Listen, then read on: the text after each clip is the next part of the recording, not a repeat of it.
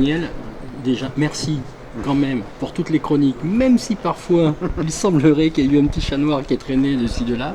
Bonjour Jacques. Bonjour Jacques. Mais quand même, merci encore pour cette disponibilité. Puis bravo parce que franchement, on parle souvent du pilote, mais on a aussi envie sur Motors TV de célébrer le copilote parce qu'il en va de belle quand même durant toute une saison, voire même durant toutes ces saisons pour arriver à 8 titres. Ben, on va dire que sur Motors TV, on entend plus le copilote que le pilote. Parce que c'est vrai que vous avez de magnifiques vidéos de caméras embarquées et tout.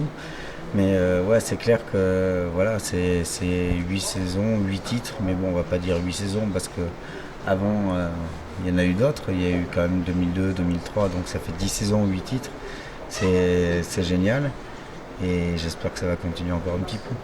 Alors justement, vous l'avez évoqué, tu l'as évoqué, il y a eu cette année les phases entre, on va pas presque dire le doute sur l'avenir, est-ce que je raccroche, est-ce que je raccroche pas, et tu as toujours dit toi que de toute manière il n'y aurait qu'un pilote à tes côtés, c'est Seb. Dans quel état d'esprit à ce moment tu te mets, toi, tu te mets dans le même état d'esprit que le sien, ou tu te dis bah non mais arrête, moi je continuerai bien. Non, en fait, j'ai toujours dit ouvertement, le jour où il arrête, j'arrête. Mais c'est vrai qu'en début de saison, il avait annoncé mais à tout le monde, même à moi, voilà, c'est notre dernière année, donc je me suis éclaté, j'ai pris du plaisir sur tous les rallyes. Et je te jure, je rangeais les cahiers de notes en arrivant à la maison, dire tiens, c'est la dernière fois que je vais en Argentine, dernière fois que j'étais au Mexique, des trucs comme ça. Puis après, la saison s'est passée, qu'on a continué à gagner, à avancer. Il a trouvé une autre motivation. On a été contacté par Volkswagen. Ça lui a, en fait, ça lui a fait à moi, ça lui a donné. Monsieur Jean-Luc Roy, c'est votre directeur, il Ah, c'est le patron, carrément, c'est le on va pas rien patron. dire. Et si tu veux, ça l'a remotivé indirectement, quoi.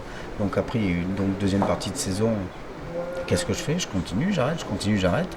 Et après, il y a eu la finalisation. Ben voilà, il a pris sa décision. On continue avec Citroën. Donc ça a été vraiment trois phases bien distinctes dans la saison. Et ce qui est marrant, c'est que voilà, la phase où il arrête, il gagne. La phase où il y a le doute, on est là en bagarre et on a quand même notre plus belle victoire qui est au Rallye de Finlande. Et après, la phase, on retourne chez Citroën et là, il n'y a plus rien qui va, quoi, je veux dire. C'est sur les. Il va y avoir beaucoup de bip, hein. Mais sur nos 10 ans avec Citroën, c'est notre plus mauvaise fin de saison qu'on ait jamais eue. Parce que quand même, sur les 4 dernières courses, on est rentré 3 fois sur la remorque. J'ai fait le calcul, 30 points pour vous, 76 je crois pour Latvala, 72 pour Latvala et 56 pour Hervaux. Et en fait, ça c'était jamais arrivé. Et bon, par contre, sur les 3 fois où on est rentré sur la remorque, on peut dire que.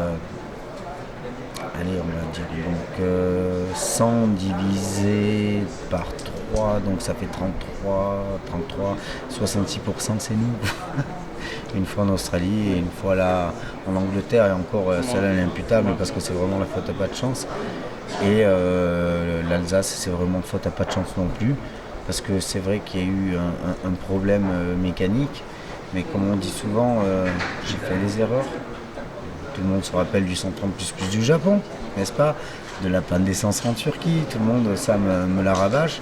Après il y a eu cette sortie de route en Australie où c'est celle qui se déconcentre totalement, je veux dire. En plus on est en tête et on n'a pas à sortir comme on est sorti en Australie. Et puis bon le rallye du Pays de Galles où on se prend un mec qui n'a pas à être là sur la route parce que la route était fermée à tout le monde, en sens contraire, et qui met un mauvais réflexe, un coup de volant à droite au lieu de le mettre à gauche pour nous éviter.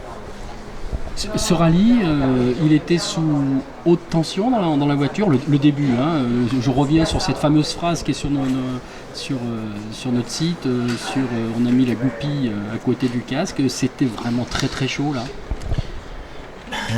C'était du grand n'importe quoi, on va dire, parce que on prend des risques. Mais Seb, c'est pas un pilote qui prend des risques démesurés. Mais là, on était au-delà de nos limites. On était obligés. Et Miko et Yermo aussi au-delà de leurs limites. On en a encore parlé après. Je veux dire, les deux équipages, on se faisait des peurs à chaque virage. Et en fait, on pensait tous le même truc dans la tête, c'est qui est le premier qui va faire la faute. Voilà, notre chance, c'était que c'est lui qui fait la première faute éliminatoire pour lui. C'était clair qu'au rythme où c'était parti, il n'avait pas, du moins, il y en avait un des deux qui finissait pas, quoi. Dans la voiture, tu as quand même une position qui est à la fois impressionnante et pas forcément favorable.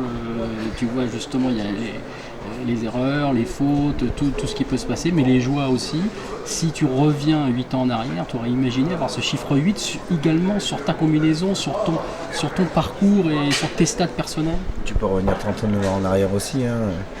Non, je veux dire, moi, le truc, c'est que le rallye, c'est ma passion de tout gamin, quoi. Je montais voir le Monte Carlo en mobilette en haut du Turini. Je rêvais de sport mécanique. Je voulais réussir dans le milieu automobile, mais déjà à l'âge de 12 ans, quoi. Donc, d'en arriver là, quand tu es petit à Monaco, que tu en rêves, et que tu arrives maintenant à 8 titres mondiaux, le champion du monde, je veux dire, ouais, je t'aurais traité de fou, quoi. Mais par contre, le conseil que j'ai à donner à tous les jeunes qui débutent, mais pas qu'en sport auto, quoi, c'est que quand tu as une passion, un truc, une envie, c'est de jamais lâcher parce que tu peux toujours y arriver. Et j'en suis la preuve vivante, quoi. Merci Daniel. Allez, bravo.